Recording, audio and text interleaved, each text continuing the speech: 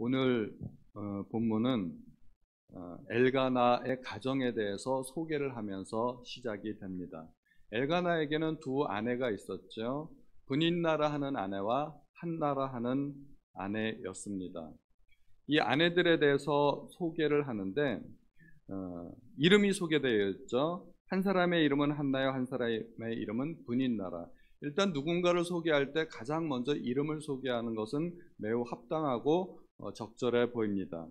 그리고 브닛나에게는 자식이 있고 한나에게는 자식이 없었더라. 그리고 끝입니다. 사람을 소개하는데 자식이 있었다, 한 사람은 또 자식이 없었다. 그게 전부예요. 그 사람에 대한 소개의 전부라는 게 이게 조금 이상하지 않습니까? 김희양 집사님 잠깐 앞에 나와서 자기소개를 해 주십시오 라고 제가 부탁을 드렸는데 집사님이 나와서 저에게는 자식이 둘이 있습니다. 그리고 싹 들어갔어요. 그게 뭐예요? 그게 자기소개예요?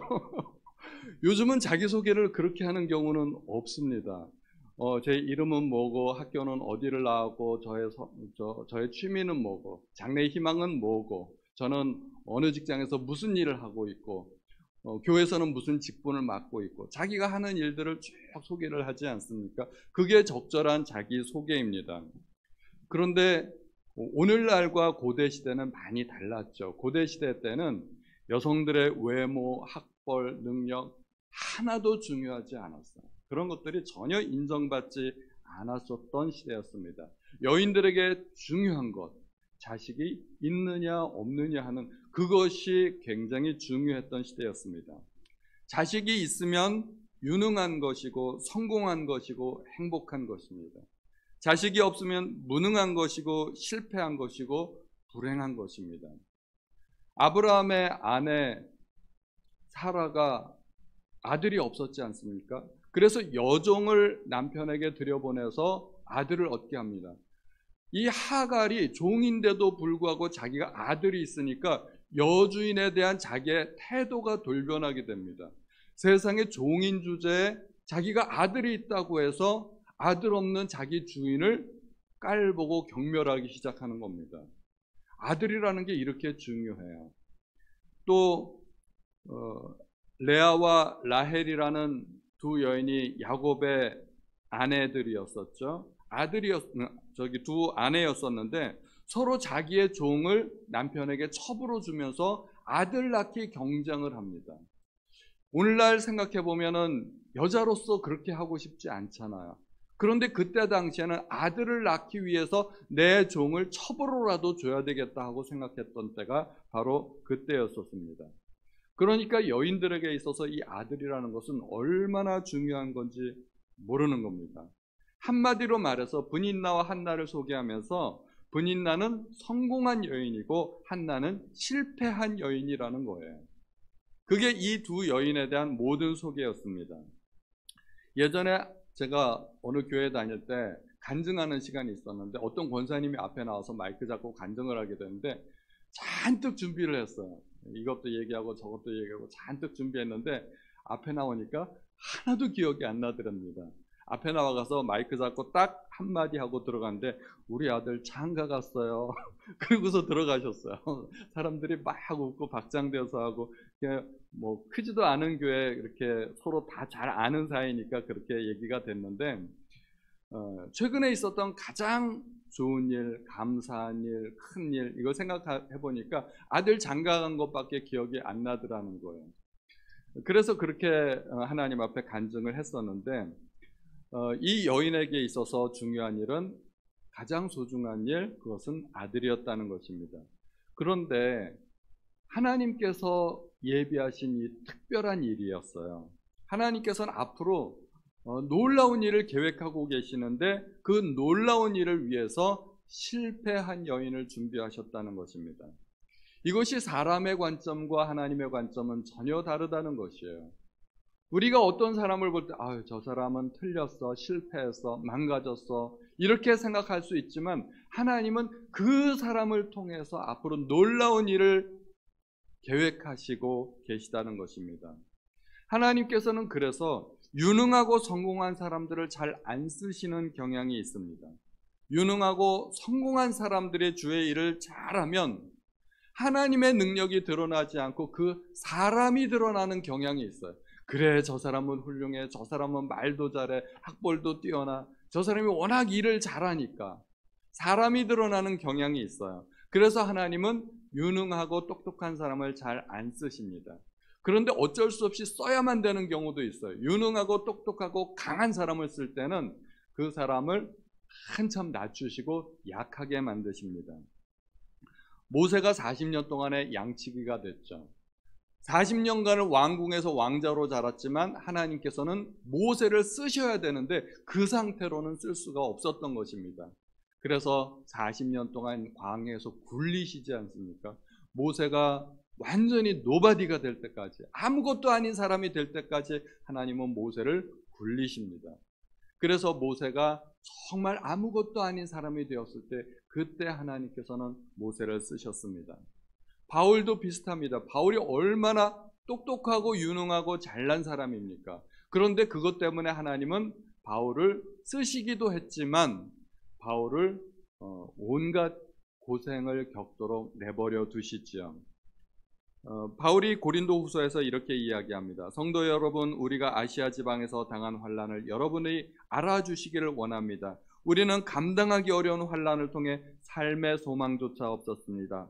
마음속으로는 사망 선고를 받았다는 느낌마저 들었습니다. 그러나 이렇게 된 것은 우리 자신을 의지하지 않고 죽은 자를 살리시는 하나님을 의지하도록 하기 위해서였습니다.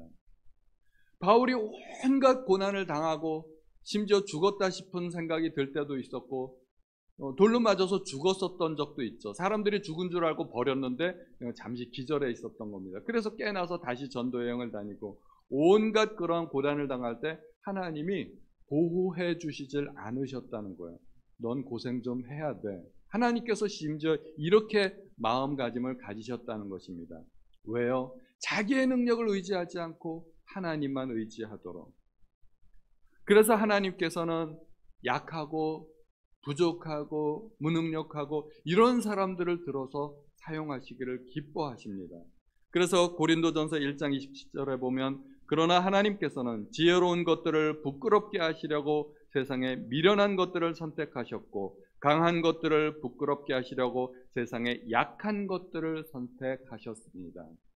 우리가 약한 것이 문제가 아닙니다. 우리가 아무리 약해도 하나님의 손에만 붙들리면 하나님께서 강하게 해주시고 능력도 주시고 하나님께서 쓰신다는 것입니다. 그런데 우리의 문제는 뭐예요? 강하지도 못하면서 하나님도 의지 안 해요. 그건 최악이죠. 우리가 약하면 하나님을 의지하면 좋은데 우리는 약하면서도 하나님을 의지하지 않아요. 그러니 얼마나 문제가 있겠습니까? 우리는 하나님을 의지해야 될 줄로 믿습니다. 그런데 그 시대는 어떤 시대였었나요? 엘가나는 신앙이 바른 사람이었습니다. 매년 실로에 올라가서 만군의 여호와께 제사를 드렸습니다. 그런데 그때 제사장은 엘리의 두 아들 홈니와 비느하스였다고 합니다. 이 홈니와 비느하스는 불량한 사람들이었습니다. 하나님의 제사를 경멸히 여기고 제사를 소홀히 여겼던 그런 사람이었습니다. 이 두 사람은 앞으로 있을 이 영적 어둠의 시대를 보여주는 대표적인 인물입니다. 지금 이 시대는 사사기 시대의 말기로서 영적 어둠의 극치를 달리던 그 시대였습니다. 그런데 난세의 영웅이 나타난다고 하죠. 우리나라에 만약에 임진왜란이 없었으면 이순신 장군 같은 그런 영웅이 나타날 수 있었을까 알 수 없는 일이죠. 이름은 알려졌을지 모르지만 나라를 구한 영웅으로까지 나타나지는 않았을 것입니다. 어둠이 깊을수록 별이 빛나는 법이고요. 그리고 나라가 시대가 혼란스러울수록 영웅이 나타나기 쉬운 법입니다. 하나님은 사사기 시대의 영적 깊은 어두움을 걷어내기 위해서 한 인물을 지금부터 준비하고 계시는 것입니다. 하나님께서 예비하신 인물은 사무엘이라는 큰 인물인데 사무엘이라는 인물을 준비하시기 위해서 먼저 그 한나라는 영웅을 어머니를 준비하고 계셨던 것입니다. 하나님께서 원래 사사시대의 어둠을 밝히기 위해 미리부터 준비한 한 사람이 원래는 있었습니다. 태양이라는 뜻의 삼손입니다. 이 삼손이 이 어두움을 밝혀주리라고 믿었습니다. 그래서 하나님은 삼손에게 엄청난 힘도 선물로 주셨습니다. 그런데 삼손은 실패했습니다. 힘으로 어둠을 몰아낼 수 없었던 것이죠. 오히려 삼손은 자기의 힘을 다크포스로 사용했던 것입니다. 그래서 하나님께서는 삼손 다음으로 또 다른 인물을 예비하시는데 그것이 사무엘이었습니다. 그런데 하나님께서는 사무엘에게 엄청난 힘이라든가 무슨 특별한 능력을 주시지 않았습니다. 하나님께서 방법을 달리 하셨던 것입니다. 하나님께서 사무엘을 통해서 시대를 바꾸고자 했는데 그래서 사무엘에게 주신 특별한 선물이 하나 있었습니다. 그것이 바로 기도하는 어머니 한나였던 것입니다. 그리고 하나님의 이 두 번째 작전은 아주 성공했습니다. 사무엘은 아주 성공적으로 하나님께서 주신 사명을 완수했던 것입니다. 엘가나가 제사를 드리고 제물의 분깃을 브닌나와 한나와 또 브닌나의 모든 자녀들에게 나누어 주었습니다. 특별히 한나에게는 2배의 몫을 주었습니다. 특별히 사랑을 표현했던 것입니다. 이 제물의 분깃을 나누어 갖는 것으로 보아서 엘가나가 드렸던 이 제사는 아마 화목제가 아니었을까 생각이 됩니다. 화목제를 드리고 나서는 그 제사를 드린 모든 사람들이 같이 나누어서 먹고 마시고 즐거워하지 않습니까? 그런데 화목제를 드렸는데 그 가정은 화목했을까요? 화목제를 드렸으면 화목했어야 되는데 그 가정은 화목하지 않았습니다. 브닌나가 한나를 격동시켰기 때문이었습니다. 그들이 드린 화목제는 아무런 의미가 없었습니다. 화목제를 드리는 것보다 더 중요한 것은 화목한 관계를 유지하고 화목한 삶을 사는 것인데 그들은 화목제를 드렸음에도 불구하고 화목하지 않았습니다. 이게 이 가정의 문제였습니다. 예배를 드리면 뭐 하겠습니까? 예배에 합당한 삶을 살 수 있어야 되는데 그들은 그렇지 못했던 것입니다. 하나님과 화목한 관계를 이루고 성도들과 화목한 관계를 이루는 것이 어찌 보면 예배 자체보다 더 중요합니다. 열심히 예배를 잘 드렸는데 성도들과의 관계에서 불화하고 시기하고 질투하고 다투고 서로 갈등이 있으면 그 예배는 올바른 예배가 되지 못합니다. 나는 하나님 앞에 열심히 손들고 찬양을 드렸는데 내 모습을 보고 누군가 하나님을 욕하고 손가락질한다면 그 찬양은 아무것도 아닙니다.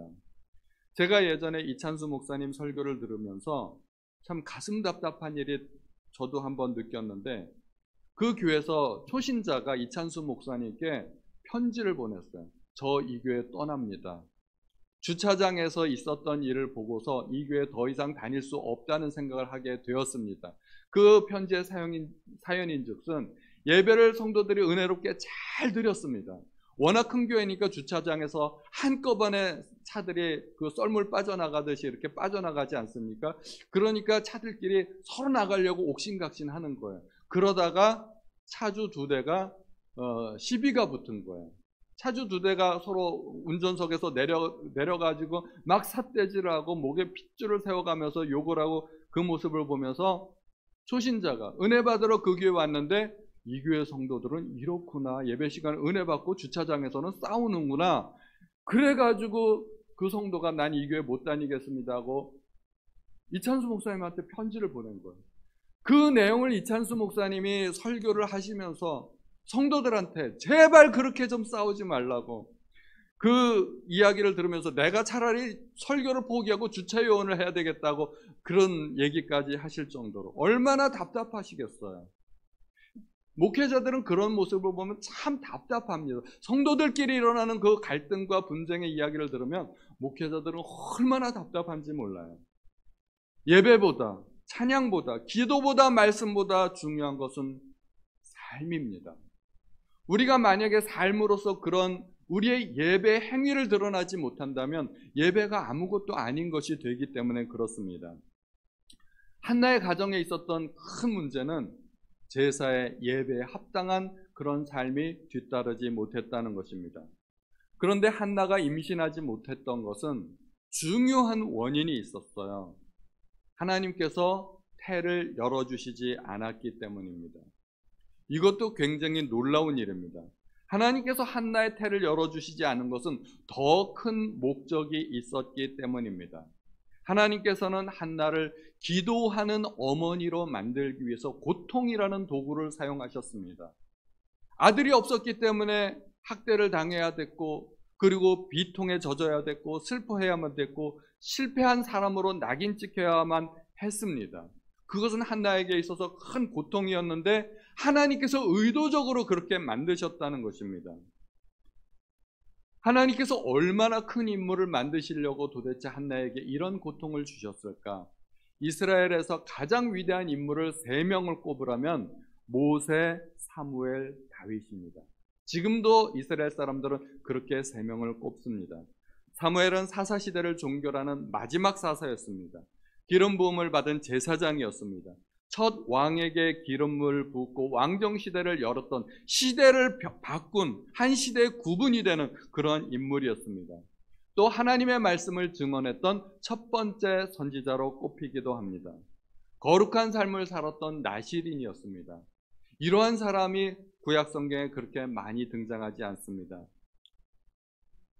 사사였다는 것은 당시에 왕 역할을 했던 것이거든요. 당시는 왕정이 아니었기 때문에 그랬지, 사사가 재판하고 백성들 다스리고 전쟁 나면 군대 이끌고 나가서 전쟁하고, 이게 왕이 하는 역할인데 사무엘이 그거 다 했습니다. 사사였습니다. 사사, 제사장, 선지자. 이 기름 부음 받은 삼중직은 엄격하게 구분되어 있어서 서로 이렇게 왕래가 안 됩니다. 다윗조차도 하나님의 뜻을 구하기 위해 선지자들에게 물어봤습니다. 이 삼권 통일의 거의 유일한 사람이 사무엘이었습니다. 대단한 사람입니다. 사무엘이 한마디 하면 그 말이 단에서부터 부엘세바까지 다 전달되었다고 하고 한마디도 땅에 떨어지지 않았다고 합니다. 사무엘은 대단한 사람입니다. 그런데 그 대단한 인물이 어떻게 탄생되나요? 고통을 통해서, 어머니의 고통을 통해서 탄생되었다는 것입니다. 고통에는 뜻이 있다고 합니다. 뜻없는 고통은 없습니다. 심지어 내가 잘못해서 당한 고통도 다 뜻이 있습니다. 내가 다 이해하지 못해서 그럴 뿐이죠. 사무엘이 그렇게 이스라엘의 지도자로 두각을 나타냈을 때 한나는 살아 있었을까 싶은 생각이 들어요. 어쩌면 한나가 이 세상 사람이 아닐 때 사무엘이 드디어 이스라엘의 지도자로 빛을 발하고 두각을 드러냈을 수도 있을 것입니다. 한나는 그 뜻을 다 알지 못했을 겁니다. 그러나 하나님의 뜻은 분명히 있었습니다. 위대한 일에는 희생이 뒤따르는 법입니다. 아무런 희생 없이, 대가 없이 위대한 일이 이루어지는 경우가 있나요? 그런 경우는 거의 없습니다. 진주조개가 진주를 만들어냈죠.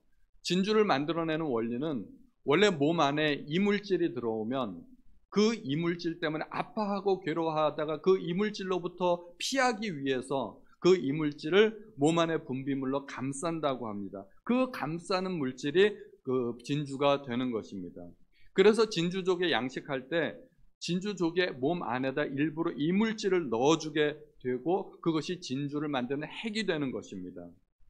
이물질이 몸 안에 들어오면 얼마나 고통스러울까요? 손에 가시 박혀 보신 분들은 아시잖아요. 그 굉장히 아프고 신경 쓰이고, 신발 안에 조그만 돌멩이 하나만 들어와도 걸음을 잘 못 걷습니다. 진주조개는 부드러운 살에 그 이물질이 들어와서 살이 찢기기도 하고 염증도 생기고, 그러면서 그것을 뱉어내지도 못하고 그것을 감싸 안으면서 진주가 만들어지는 것입니다. 하나님은 위대한 일을 하실 때 희생을 요구하세요. 예수님 탄생할 때도 그랬죠. 처녀에게 아들을 낳으리라는 이 청천벽력과 같은 이 메시지는 도대체 뭔가요? 돌 맞아 죽으라는 메시지밖에 더 돼요? 그런데 마리아가 그 메시지를 받아들였습니다. 그들은 성경에서 가장 위대한 인물이 되었습니다. 마리아는 흔히 천주교에서는 성모라고 이야기하지 않습니까? 예수님의 어머니가 되었고 한나는 기도의 여인이 되었습니다. 한나는 너무나 괴로워서 어떻게 했나요? 한나는 괴로워서 여호와께 기도하고 통곡했다고 합니다. 10절에 보면 한나가 마음이 괴로워서 여호와께 기도하고 통곡했습니다. 통곡했다는 것은 흐느껴 울었다는 것입니다. 소리를 내서 울었다는 것입니다. 여러분들은 어떤 일 때문에 통곡하고 울어보신 적이 있으신가요? 어떤 괴로운 일 때문에 통곡하며 울어보신 적이 있으신가요? 괴로울 때 사람들은 그 괴로움에 대처하는 방법이 다 다릅니다.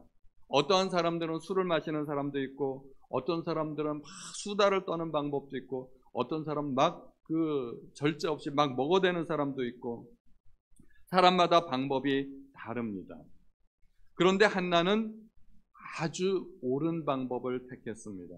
너무나 괴로웠기 때문에 성전을 찾아서 하나님 앞에 통곡하고 기도했다는 것입니다. 이것은 대단히 옳은 방법입니다. 옳지 않은 방법을 통하면 실패하게 되죠. 라헬은 자식이 없었을 때 그 괴로움을 남편에게 바가지 긁는 방법으로 해소하려고 했죠. 나로 자식을 낳게 하라 그랬더니 그 야곱이 내가 하나님이냐 그러면서 부부간에 갈등이 생겼습니다. 사라는 자기 종을 첩으로 주려고 했는데, 그런데 결국은 그래서 실패했었던 것이죠. 아무리 속상해도 옳은 방법을 동원하셔야 됩니다. 한나는 가장 옳은 방법을 택했습니다. 사람들은 기도 안 하기 때문에 인간적인 방법을 자꾸 동원하게 됩니다. 이렇게도 해보고 저렇게도 해보고, 이 사람 찾아가 보고 저 사람 찾아가 보고. 왜 하나님은 찾아가지 않나요? 마음이 괴로울 때 그 무엇을 시도하기 전에 우리가 가장 먼저 해야 될 일은 사실은 기도입니다. 하나님 앞에 나아가야 됩니다. 기도는 마지막 방법이 아니라 첫 번째 방법이 되어야 됩니다. 그런데 사람들은 하다 안 하면 기도해요. 방법이 순서가 거꾸로 됐어요. 우리는 가장 먼저 기도해야 되는데 하다 이렇게도 해보고 저렇게도 해보고 하다 안 되면 그때 기도해요. 순서가 잘못된 겁니다. 가장 먼저 기도하시기 바랍니다. 한나가 괴로워했던 것은 자식이 없어서였습니다. 그런데 한나는 대단히 이상한 기도를 하죠. 하나님께서 저에게 자식을 주시면 제가 그 자식을 하나님께 드리겠습니다. 이건 뭐지? 자식이 없어서 하나님 앞에 기도했는데 하나님께서 자식을 주시면 감사합니다 하고 받아야지 그 자식을 왜 하나님께 도로 드리나요? 그러면은 자식 받아봤자 다시 원래대로 돌아가는 거 아닐까요? 혹시 그것을 이해하세요? 왜 그랬을까? 한나는 자식이 없는 게 문제가 아니라 자식을 낳을 수 없는 상황이라는 그 상황 자체가 더 문제가 된 겁니다. 고대 시대 때 자식이 없는 것은 하나님의 저주라고 생각됐던 것입니다.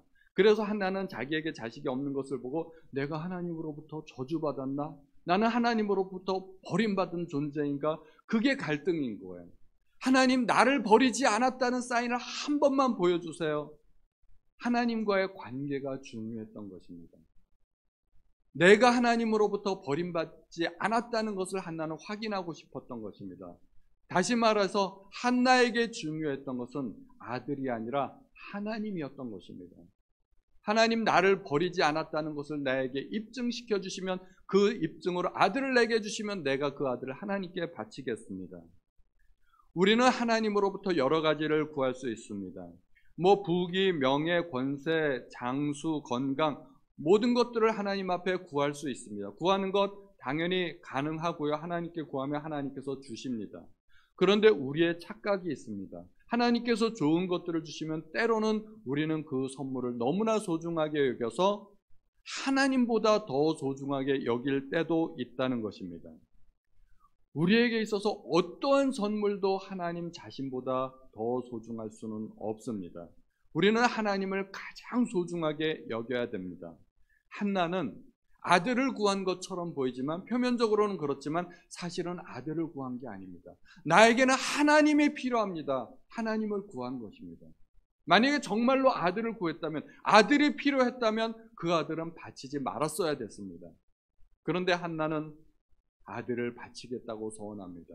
한나에게 소중했던 것은 아들이 아니라 한나였기 때문이었습니다. 하나님이었기 때문이었습니다. 그런데 한나가 그렇게 기도할 때 엘리는 한나가 술 취한 것으로 생각했죠. 도대체 저 사람이 기도하는 건지 술 취한 건지 구분을 못할 정도로 엘리는 영적으로 둔했습니다. 그런데 자초조정을 듣고 나서 엘리는 한나의 소원이 이루어지기를 축복합니다. 그리고 그 축복이 나중에는 결국 이루어졌습니다. 엘리가 축복했는데 그 엘리가 이루어졌습니다. 엘리가 위대한 걸까요? 한나가 위대한 걸까요? 한나가 위대한 겁니다. 엘리는 축복한 대로 그 축복이 이루어졌지만 사실은 엘리는 하나님으로부터 저주받은 가문의 제사장입니다. 엘리도 죽고 두 아들도 죽고 한 날에 다 죽게 됩니다.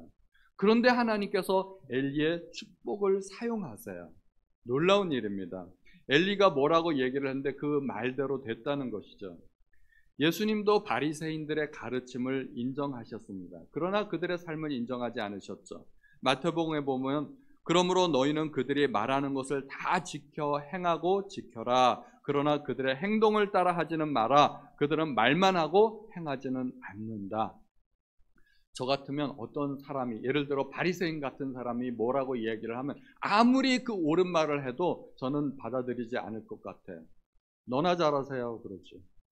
그런데 예수님은 그들의 말과 행위를 구분하셨습니다. 이거 참 예수님의 놀라운 면이에요. 행위는 옳지 않기 때문에 행위는 본받지 마라. 그러나 말은 옳으니까 그들의 말대로 행하라.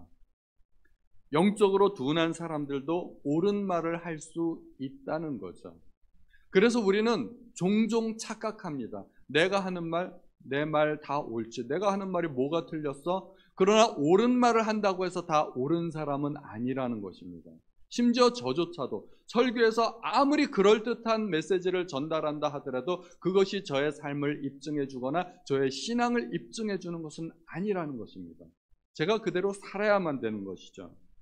엘리는 저주받은 사람입니다. 그래도 옳은 말을 할 수 있었고 축복을 할 수 있었고 하나님께서 그 축복대로 들어주셨습니다. 이건 정말 소름 끼치도록 무서운 이야기입니다. 내가 아무리 옳은 이야기를 하더라도 그것이 나를 옳다고 입증해 주는 것은 아니라는 것입니다. 사람들은 자기가 옳은 말을 하기 때문에 자기가 옳은 줄로 알아요. 절대 그렇지 않습니다. 그래서 바울은 자기가 복음을 전파한 이후에 자기가 하나님으로부터 버림받지 않도록 자기 자신을 쳐서 복종시키기까지 한다고 합니다. 고린도전서 9장 27절에 나는 내 몸을 쳐서 굴복시킵니다. 내가 다른 사람들에게는 복음을 전했으나 정작 나 자신은 자격 미달이 될까 두렵습니다. 우리는 이러한 두려움을 가져야 됩니다. 엘리 제사장을 보면서 내가 혹시 이런 모습은 아닐까 두려워할 수 있어야 됩니다. 우리가 어려운 시대 하나님 앞에 기도하시는 성도님들 되시기 바랍니다. 고통을 통해서 하나님은 위대한 일들을 이루신다는 사실을 또 기억하시기 바랍니다. 하나님이 주시는 선물보다 하나님 자신을 구하시는 우리 성도님들 되시기를 예수님의 이름으로 축원드립니다.